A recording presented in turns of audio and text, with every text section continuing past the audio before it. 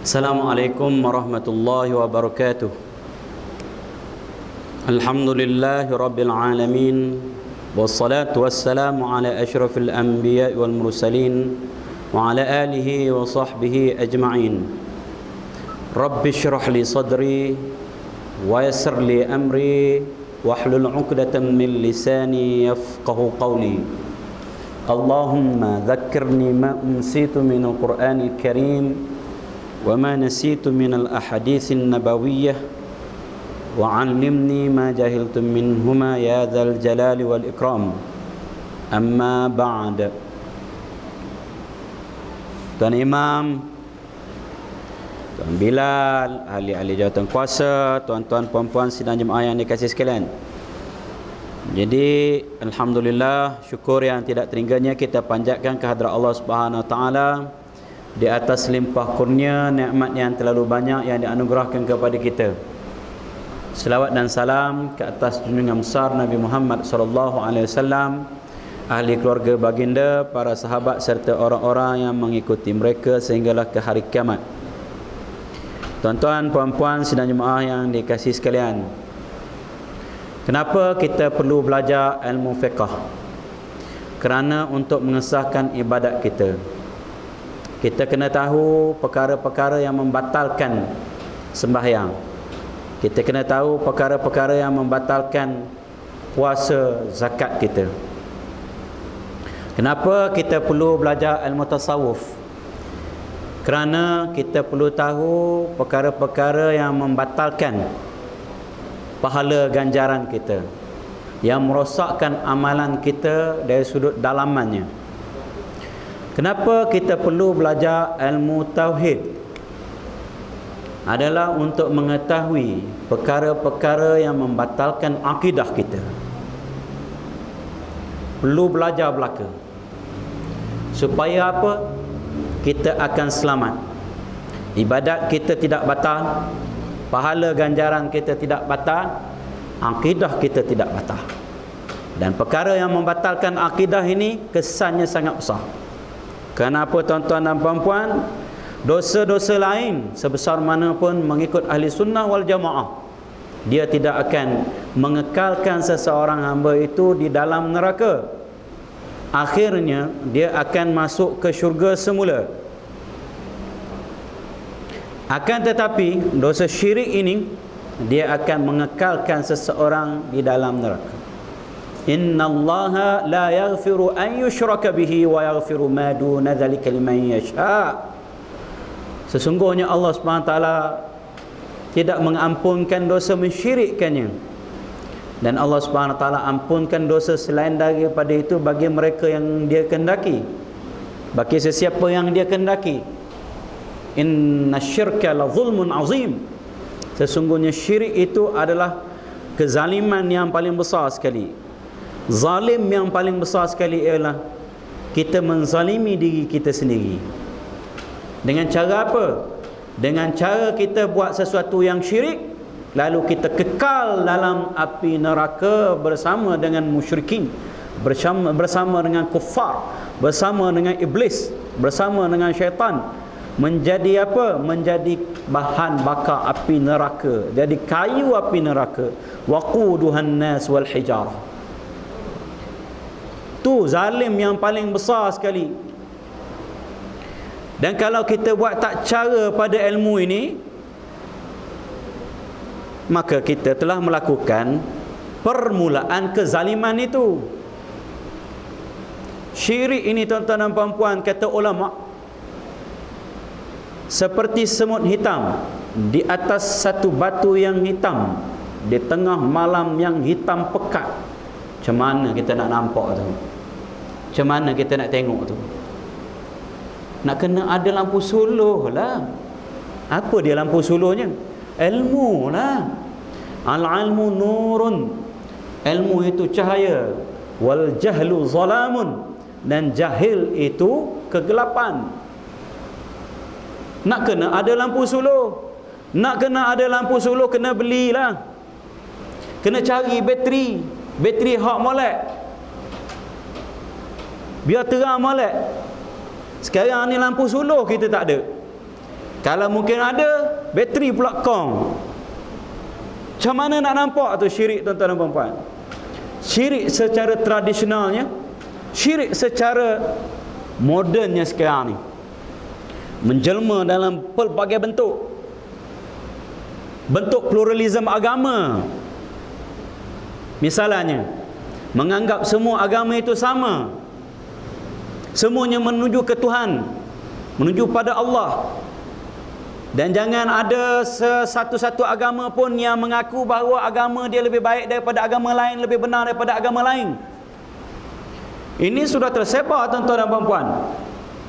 Bahkan kadang-kadang diucapkan di hadapan khalayak, bahkan diperjuangkan. Ada ni,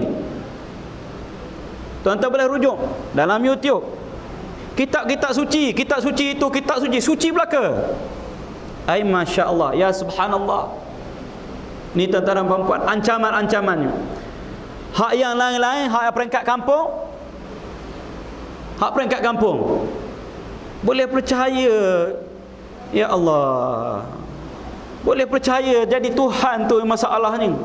Jalan pun lah, hai, kada tiup dah angin, bukan tiup angin ribut pun, angin sepoi-sepoi bahasa pun tiup rebah. Isap rokok bukan main kuat, akhir sekali kena kerja manis. Boleh percaya jadi Tuhan. Pasal apa ni, tuan-tuan dan puan-puan? Ni, tidak ada lampu suluh, tidak ada cahaya, tidak ada ilmu.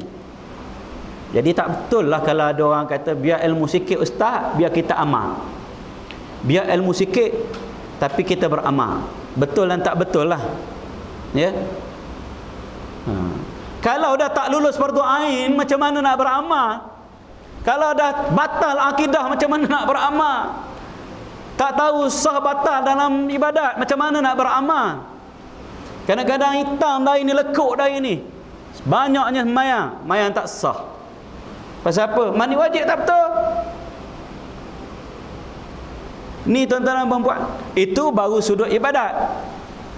Belum kita lagi tengok hati dalaman dia dengan sifat-sifat mazmumah mungkin bersarak. Belum kita cek lagi ni akidah tauhid ini. Sebab itu kita belajar tauhid. Sebab itu kita belajar akidah. Pada malam ini kita gunakan kitab Risalatul Tauhid. Ya, Risalah Tauhid. Muka surat yang ke berapa kita sampai? Muka surat yang ke 21 baru.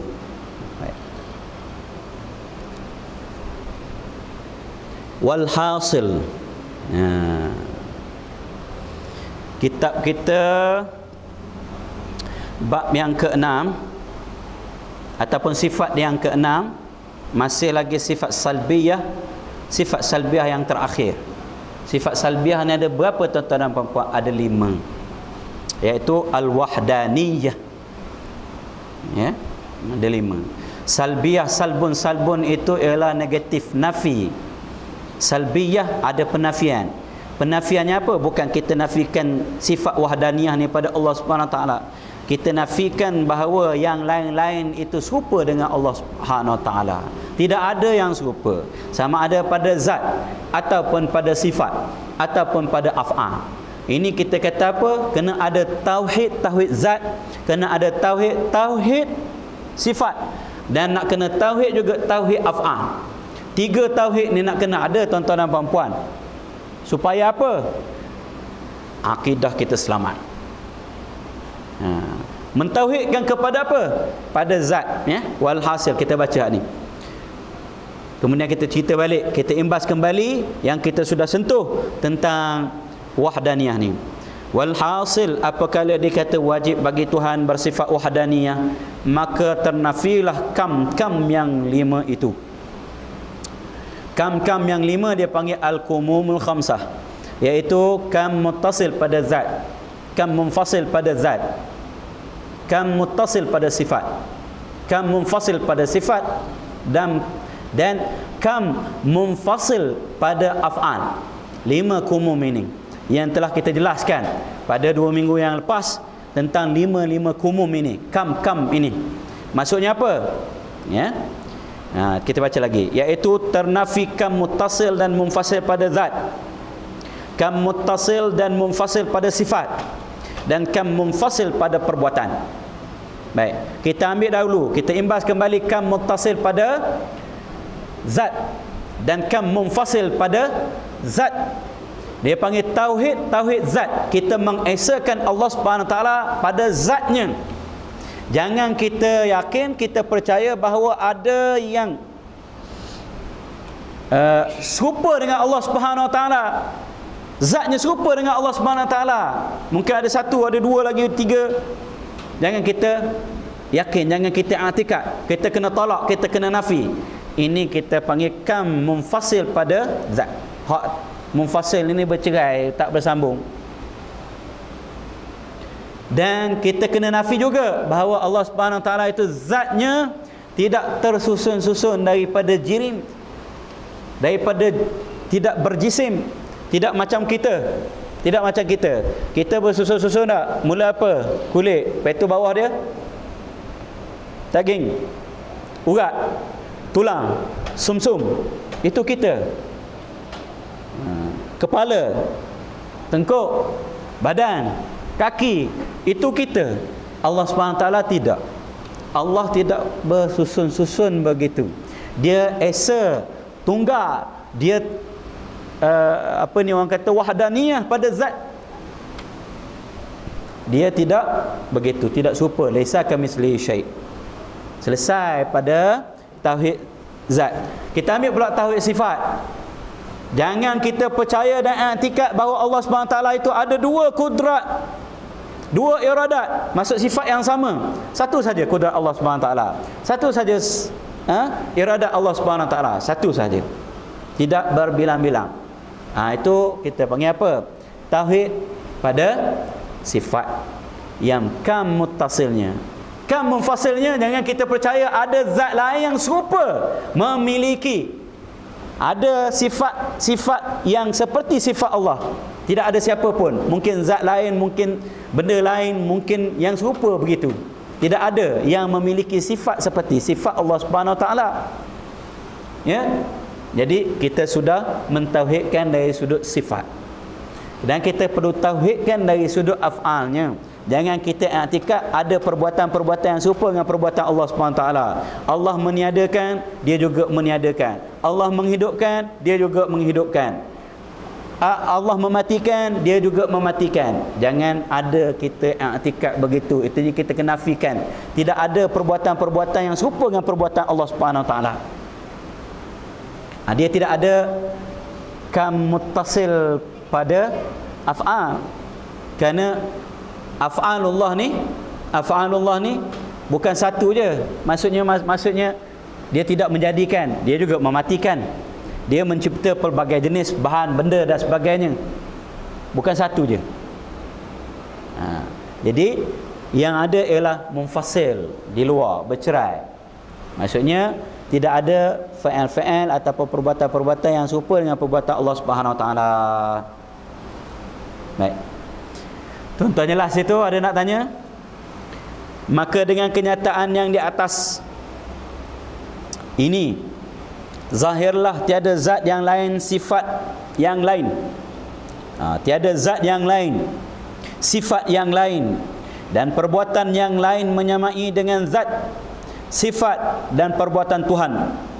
Yang demikian tertolaklah segala pekerjaan-pekerjaan yang membawa kepada menyekutukan Tuhan.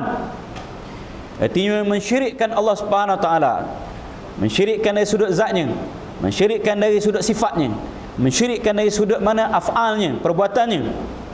Bagaimana yang berlaku di sisi satu bangsa di dalam dunia ini. Ada mempunyai adat dan kepercayaan yang karut. Ini tuan-tuan dan puan-puan, khurafat. Ada adat yang bertentangan dengan Islam, sehingga membawa rosak imannya kerana kepercayaannya itu, membawa menyekutukan Tuhan dengan yang lainnya. Jadi syirik pula tuan-tuan dan puan-puan. Kepercayaan, adat, kepercayaan i'tikad. Adat ni dibuat dengan perbuatan ataupun dia sebut dengan lidah, lisan. Jadi boleh syirik dengan lisan, boleh syirik dengan perbuatan, dan boleh jadi syirik dengan i'tikad, dengan hati saja. Jadi kena jaga molek-molek. Maka perkara yang seperti ini masih banyak pada masa ini. Apa dia kata? Hak perkara adat ni.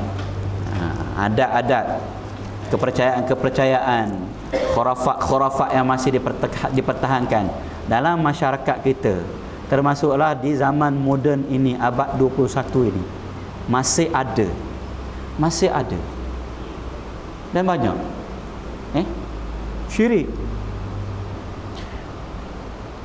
Bismillahirrahmanirrahim.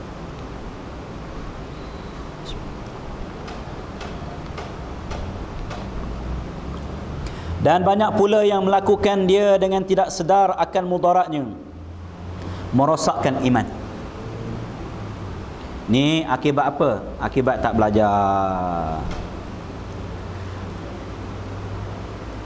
Merosakkan iman kepada Tuhan. Maka di sini disebutkan sebahagian daripadanya supaya dapat diketahui kesalahannya.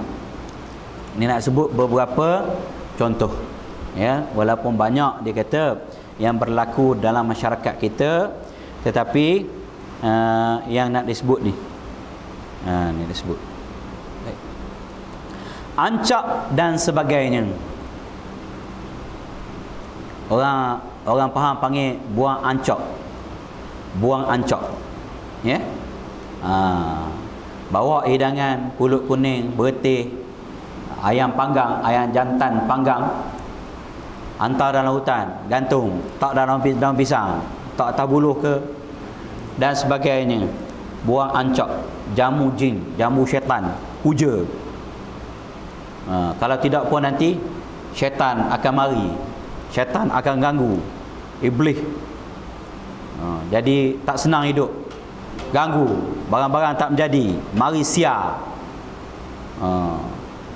Buat janji, tunaikan apa, permintaan saka, ataupun kita panggil tok nenek, perjanjian apa dia, ambil nombor, puja, minta nombor. Ni buang ancak, dia panggil buang ancak. Arwah ayah saya dulu cerita, dia kata ada orang pergi hantar pulut kuning dengan ayam panggang, dia dengan beberapa orang kawan lagi pergi makan situ, jamu. Dia kata untung bukan senang nak makan ayam panggang ni zaman tu. Kerja dia pergi cari ayam panggang. Ngarut belaka ni maksudnya buang ancak ni, khurafat ni. Kalau percaya pula jin dan syaitan itu boleh memberi manfaat, boleh memberi mudarat, sah syiriknya. Ni tuan-tuan dan puan-puan, dia kalau tak percaya dia tak buat dah. Dia buat tu kerana dia percaya tu. Sebab itu dia tulis sini contoh-contoh syirik yang berlaku dalam masyarakat kita, orang Melayu.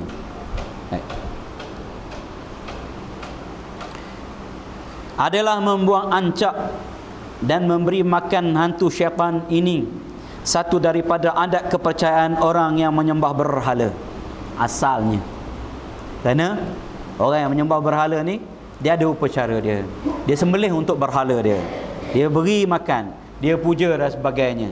Betul tak tuan-tuan? Tuan-tuan dan puan-puan, tengok apa yang dihidangkan, macam-macam ada, bukan setakat ayam panggang, buah-buah dan sebagainya disajikan.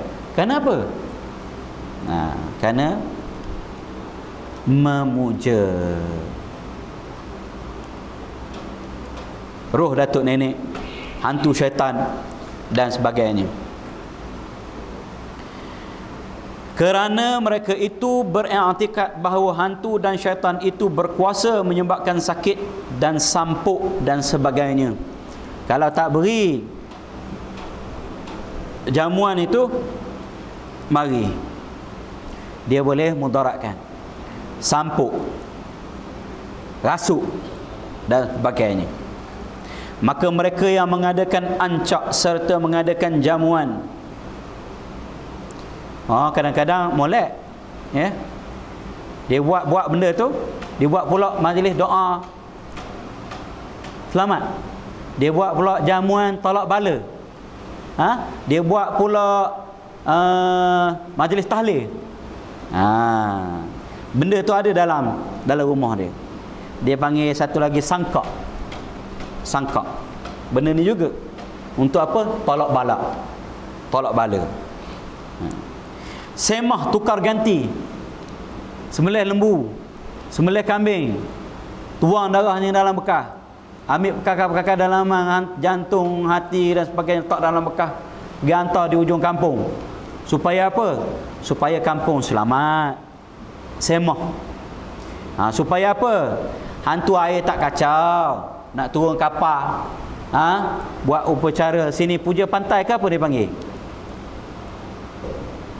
Dulu-dululah. Sekarang ni pun ada juga orang buat. Apa ni yang musim-musim menuai ni, puja semangat padi tu? Panggil apa, Ustaz? Itu main pantai, hak tepi pantai, hak puja semangat padi ni.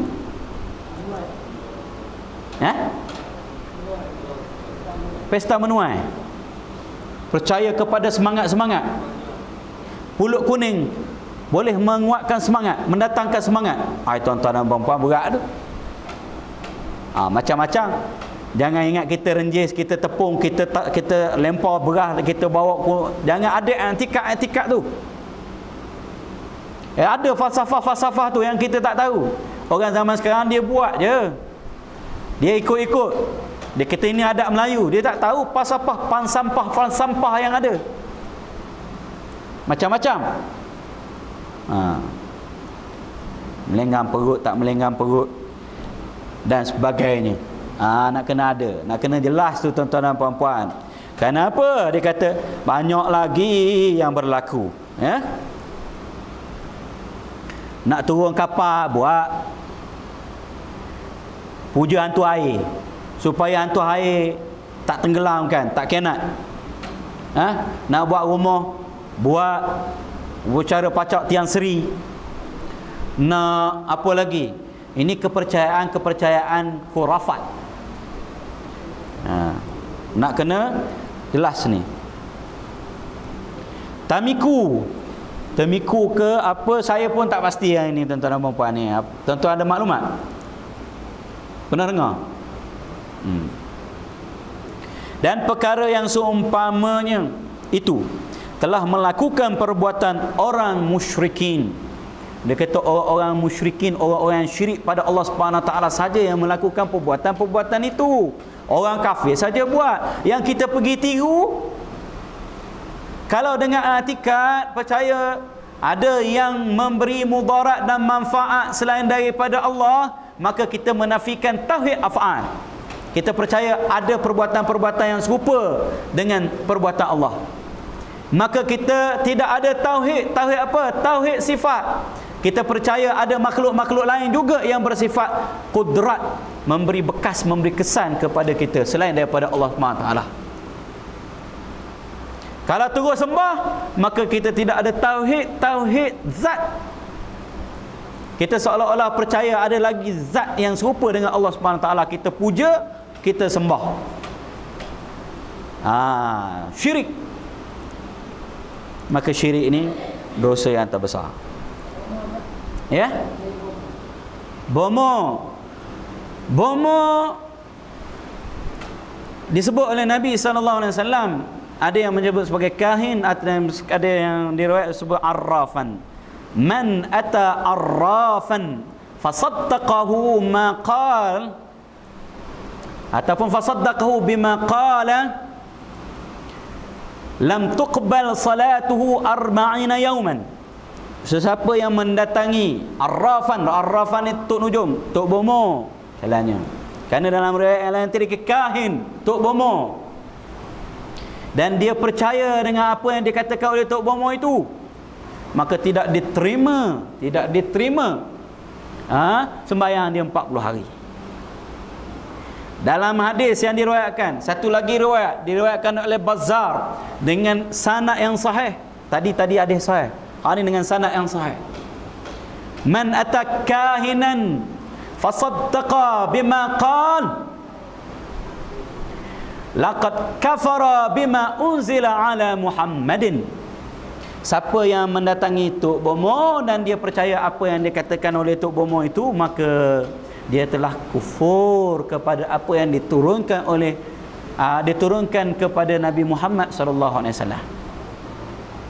Dia percaya apa kata Tok Bomo tu. Ya. Di mana orang hilang ni? Di situ, bawah tu, suruk sana, atas pokok, bawah pokok, celah batu dan sebagainya. Sepupu saya cari orang hilang, merujuk kepada 9 orang bomo. 9-9-nya semua kata lain. Tapi dapat sumber daripada dalam mesej daripada dalam bantuan orang dalam kononnya. 9 orang ni semuanya kata lain-lain tempat. Dan macam mana tu? Ini bukan Tok Bomo ni, Dajjal ni panggil. Gana tak?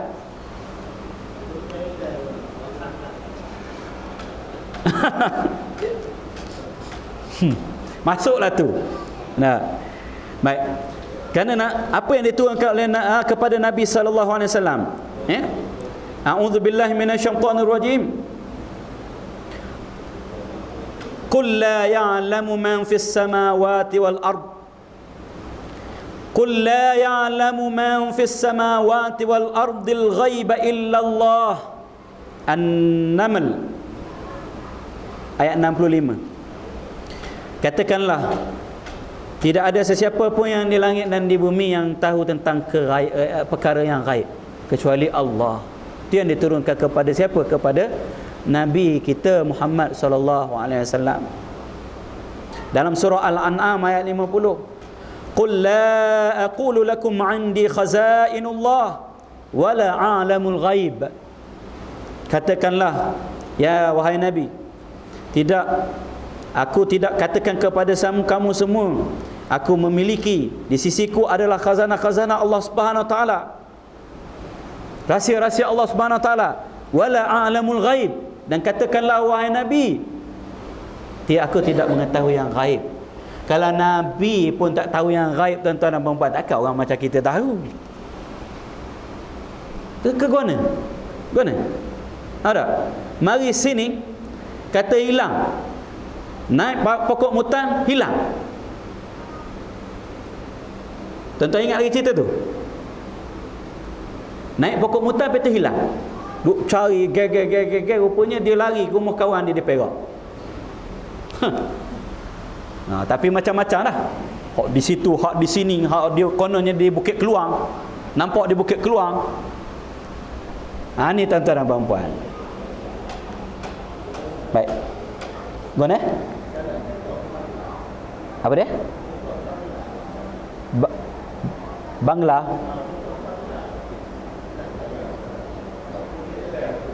Dia itu duduk dengan Bangla. Nyuruk dengan Bangla. Sorok dia Bangla lah. Jin Bangla ke? Tuan-tuan dan puan-puan kena jaga-jaga, hati-hati supaya apa? Supaya kita ni tak terjebak dalam tuan ni banyak ni. Banyak berlaku dalam masyarakat kita. Kan? Baik.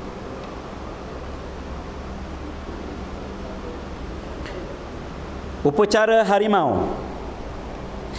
Satu upacara dinamakan jamuan harimau. Upacara ini dilakukan setahun sekali di dalam belukar di tepi-tepi hutan. Di sana dipanggil harimau yang disangkakan sakti itu. Kiranya harimau ini tidak dipuja, kelak dia akan membinasakan ahli-ahli kampung dan binatang ternak. Maka harimau ini dinamakan harimau maujud. Maka di dalam upacara ini disembelih seekor kerbau.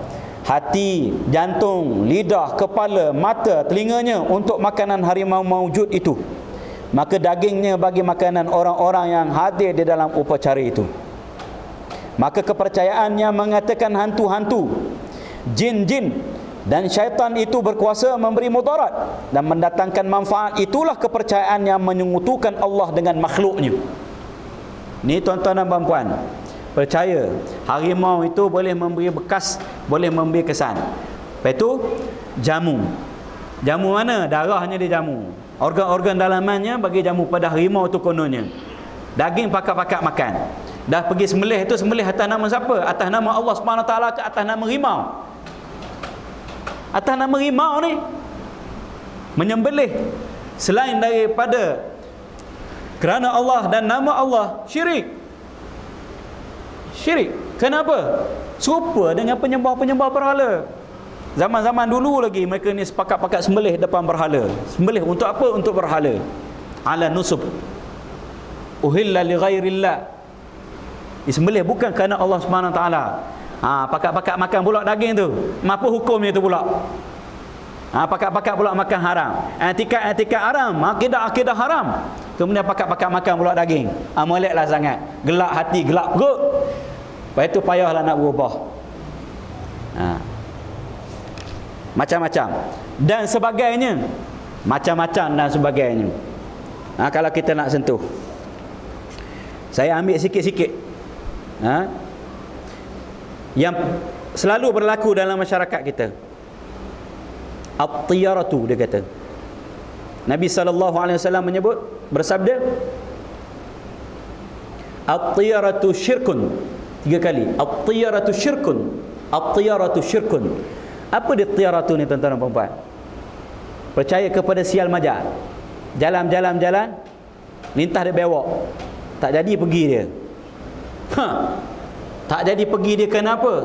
Kerana percaya kepada biawak. Beriman dengan biawak. Biawak boleh memberi kesan kepada dia. Untung nasib dia.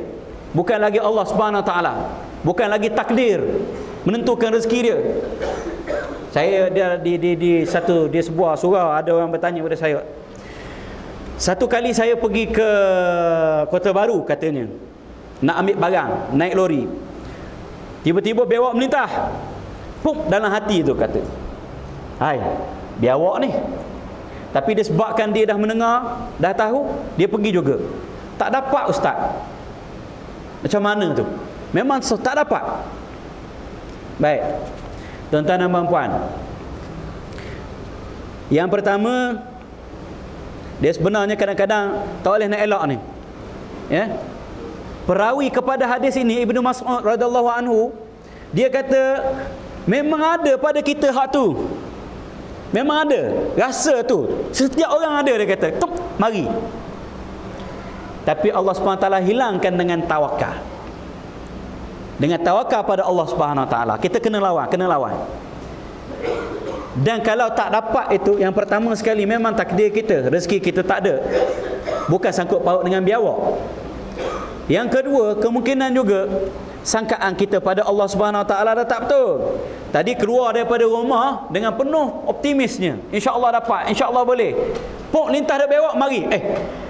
Hai, barangkali tak boleh ni kerang. Dah su'zon dia panggil, dah buruk sangka pada Allah Subhanahu Wa Taala. Allah sebut dalam hadis kursi, ana 'anda zanni 'abdi bi.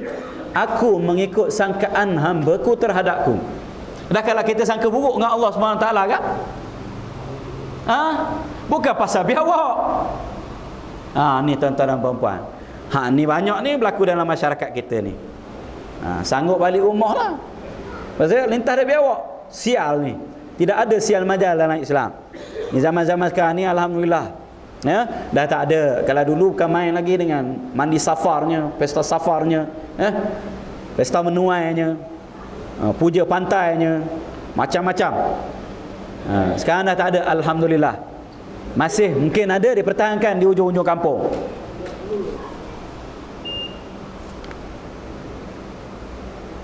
Habis masa dah tuan-tuan, maka kita sakat itulah adalah kita, dan pentingnya kita sudah habis memperkatakan tifat wahdaniyah, keesaan pada Allah Subhanahu Wa Taala. Kita mengesakan Allah Subhanahu Wa Taala pada zat, pada sifat dan pada af'alnya. Barulah kita selamat daripada syirik pada Allah Subhanahu Wa Taala. Wabillahi taufiq wal hidayah. Assalamualaikum warahmatullahi wabarakatuh. Kita akhiri majlis kita dengan membaca surah Al-Asr dan tasbih kafarah. Bismillahirrahmanirrahim. Al-'asr innal insana lafi khusr illa alladhina amanu